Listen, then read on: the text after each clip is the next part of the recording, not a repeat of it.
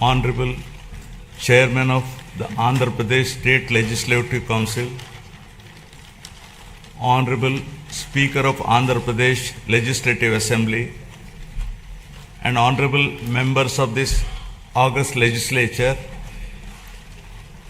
it's my honor and privilege to address this joint session of the Legislature on the occasion of the budget session for the year 2026-27. The state of Andhra Pradesh has witnessed significant transitions since its bifurcation in 2014. The government that assumed office that year was confronted with unprecedented challenges, including state reorganization, division of assets, loss of urban conglomeration and the capital city, infrastructure deficits, and an agricultural dominant economic base. Despite limited resources, concerted efforts were made to stabilize finances, improve connectivity, rebuild institutions, and lay the groundwork for long-term development. However, the change in governance in 2019 disrupted this momentum. Systemic governance failures emerged, growth stalled, financial stress intensified, institutions destroyed, total anarchy with breakdown of law and order, arbitrary restrictions placed through misuse of Section 22A, and key sectors such as infrastructure, power, irrigation suffered serious setbacks.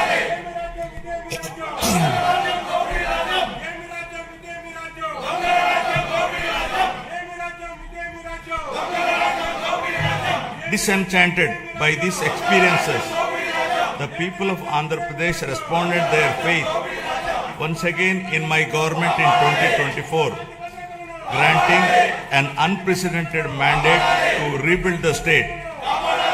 The decisive verdict of electing National Democratic Alliance government reflects their deep trust and confidence in the leadership of Honorable Chief Minister Sri Nara Chandrababu Naidu Garu, the committed partnership of Sri Pawan Kalyan Garu, Honorable Deputy Chief Minister, and the continued guidance and support of Honorable Prime Minister of India, Sri Narendra Modi Garu.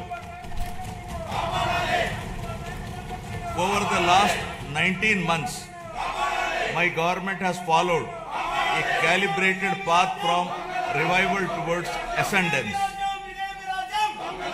Immediately after assuming office, an interim finance plan was placed to stabilize governance and address urgent obligations.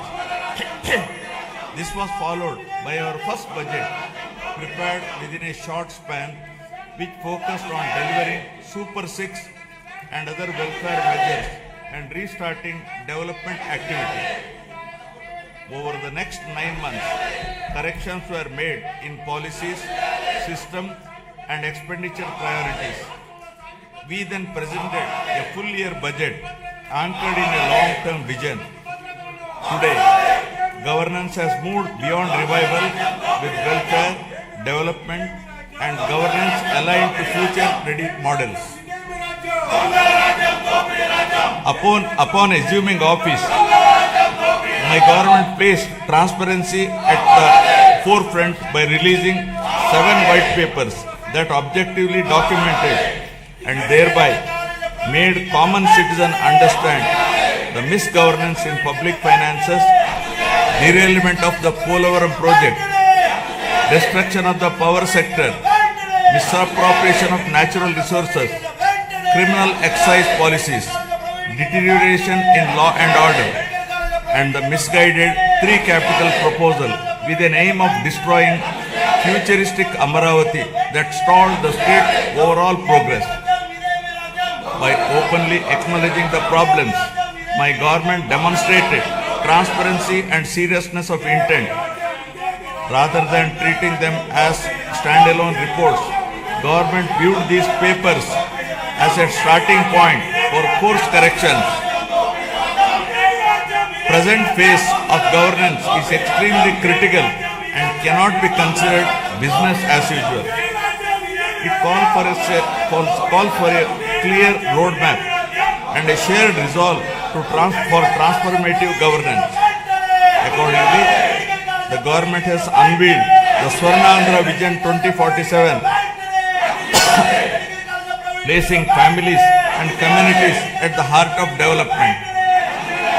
This vision seeks to harmonize prosperity with dignity, growth with equity, and ambition with sustainability. It is in this transformative journey the state draws inspiration from the timeless wisdom of our civilizational heritage, reflected in the Pavamana mantra from the Brahadakaranyaka Upanishad.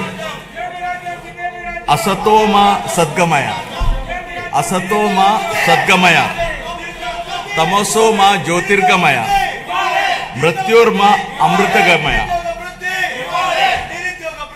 Building on this spirit of course correction, my government has articulated the Padi Sutralu as guiding principles for governance, designed to balance welfare with development and to create a virtuous circle where economic growth through sustained investments generates wealth that strengthens social well-being and social empowerment fuels sustained progress.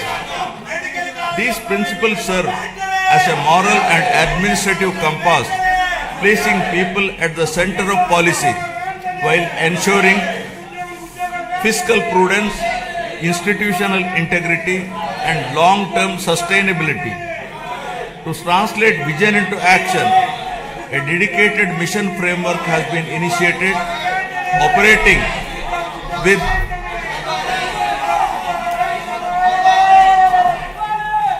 To translate this vision into action, a dedicated mission framework has been initiated, operating with clearly defined objectives, milestones, and accountability mechanisms. Anchored in this guiding spirit, the government has proceeded with focus and resolve.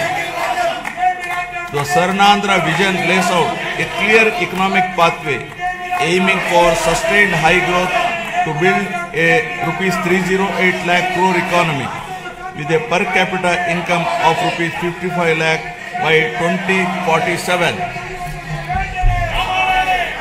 While the long-term pursuit remains firm, the government is undertaking regular interventions and mid-course corrections to stay aligned with evolving realities.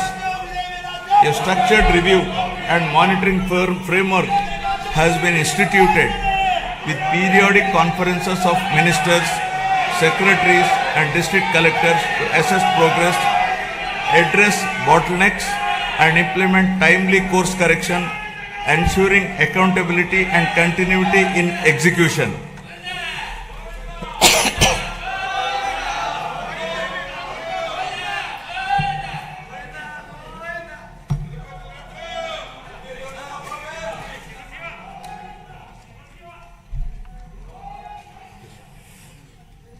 Resurgence to ascendance.